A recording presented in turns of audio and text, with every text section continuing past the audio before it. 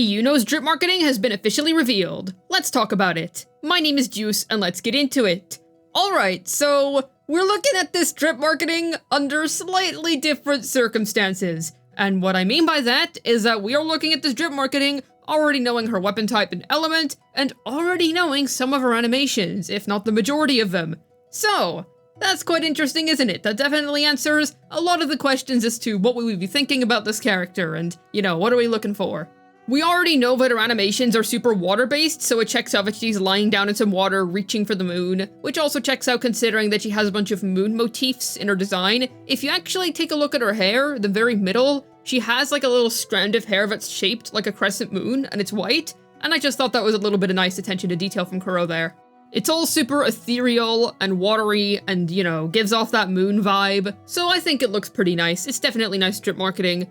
Of the two that have been revealed for the upcoming patch, I personally prefer Augusta. I just think her vibe is cooler, and I like that she's sort of this commanding presence that has a bunch of warriors around her. But this isn't bad at all. I'd say that if you're into this aesthetic, then she definitely delivers on what she's trying to do.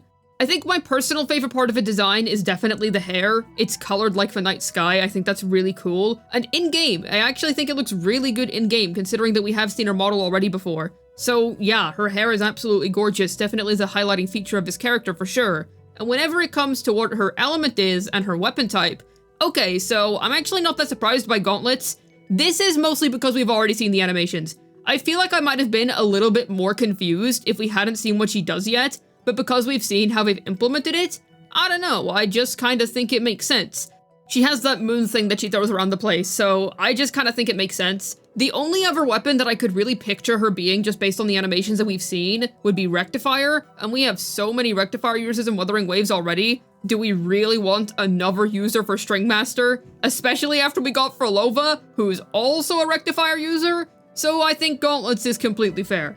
I actually can't really envision her using any other weapon type. Then, in terms of her element, Arrow. Does wuwa just have a thing with giving water-based characters an arrow element? They did the same thing with Cardathea, right? She does mention wind and such in her voice lines, but to me, she definitely feels more like a water character, especially considering that she splits the heavens and then, you know, throws forth a big tide of water. She feels very water-based to me, and even though she's all based around erosion and does have some references to wind and such, she does definitely feel more like a water-based character to me, but we don't have a traditional water element in Wuthering Waves.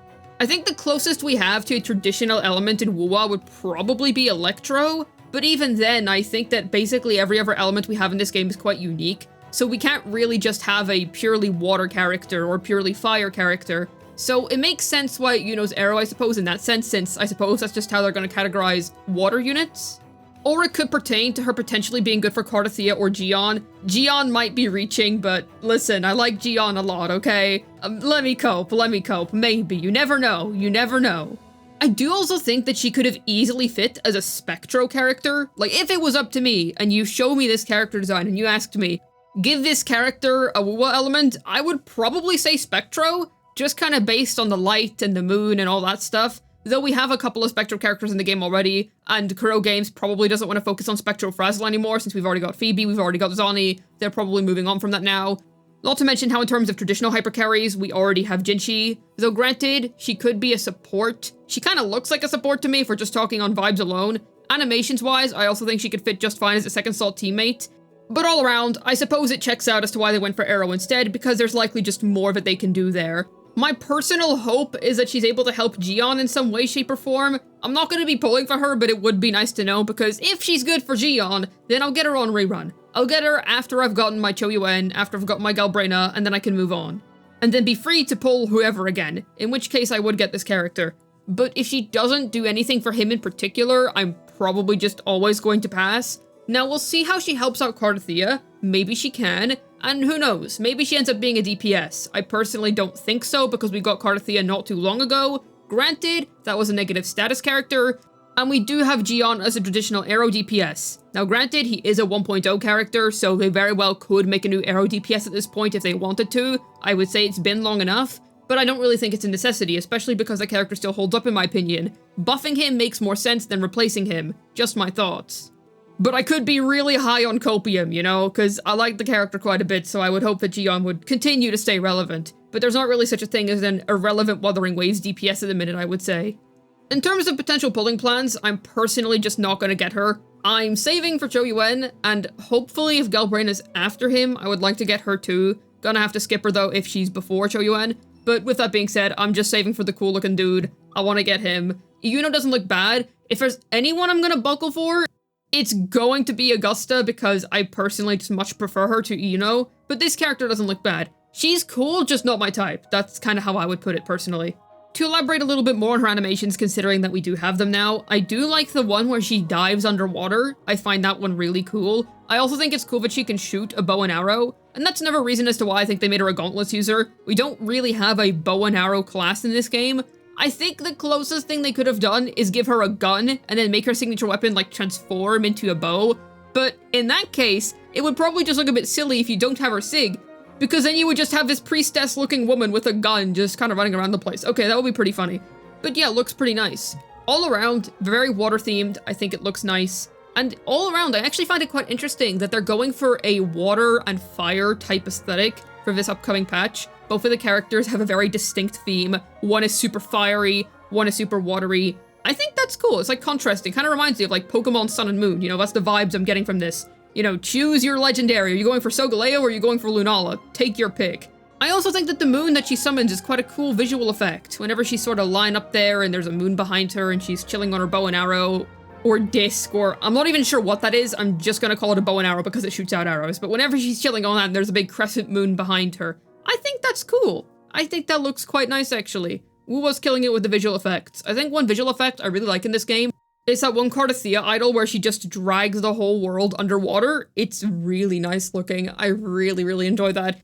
So all around, definitely some nice animations from her, and I think that everything mostly checks out. While I probably would have went for Spectre over Arrow, it makes sense. There's probably just more that can be done with the Arrow characters at the minute. They're definitely being creative, especially considering that Augusta has very heavy fire theming, but they gave her the electric element, because I would say it probably would have made sense for them to make her fusion, because I would say fusion is the closest thing that we've got to fire at the minute, but we recently got Lupa, so it checks out that they were like, nah, we're just gonna give her Electro instead. We're long overdue for a new Electro DPS, or new Electro character in general.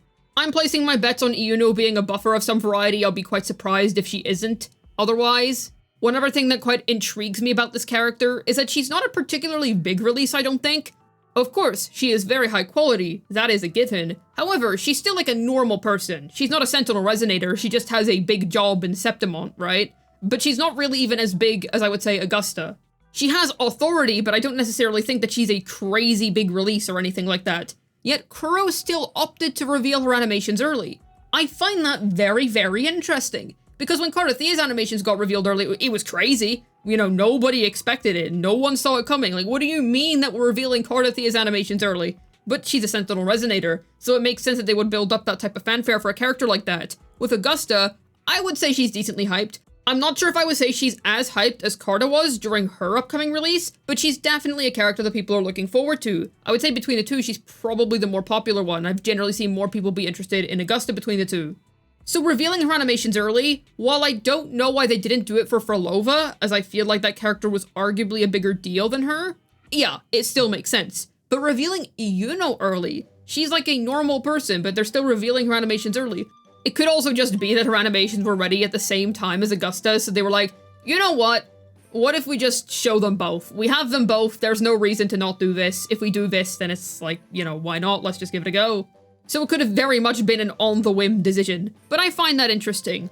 Maybe she's a bigger release than I'm expecting. Maybe her kit's going to be absolutely insane and she's going to be absolutely absurdly broken in the meta.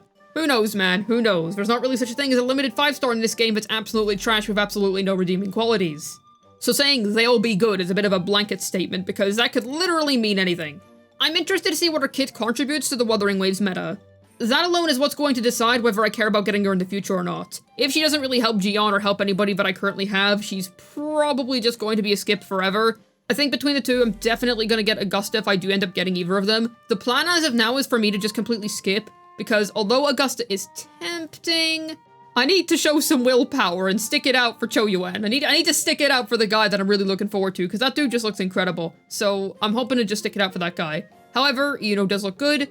And I wish you luck if you're personally interested in getting her. If you're not, well then tell me why. And if you are, well then also tell me why. I would love to know. Hopefully this video was able to feed you some food for thought in regards to Iuno's drip marketing. This has been Juice, signing out.